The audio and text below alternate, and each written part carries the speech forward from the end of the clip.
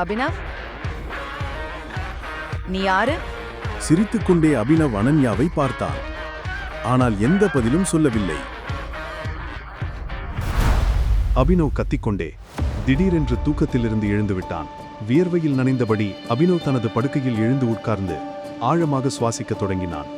கடந்த 18 ஆண்டுகளாக இந்த கனவு அபினவை தொந்தரவு செய்து வந்தது. அபினவ் முதலில் தனது விரலில் அணிந்திருந்த மோதிரத்தை பார்த்தான். பின்னர் குளியலறை நோக்கி சென்றான். 18 வயதில் அவன் தனது செலவுகளை தானே ஏற்கத் தொடங்கினான்.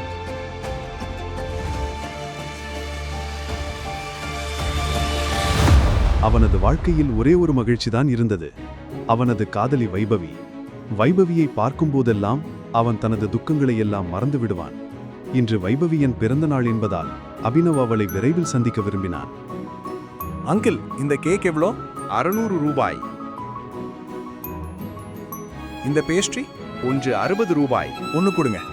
சிறிது நேரம் கழித்து அவன் வைபவியின் வீட்டிற்கு வெளியே வந்தபோது அங்கே நிறைய வண்ணமயமான விளக்குகள் எரிந்து கொண்டிருப்பதையும் சத்தமான இசை ஒலிப்பதையும் கண்டான்.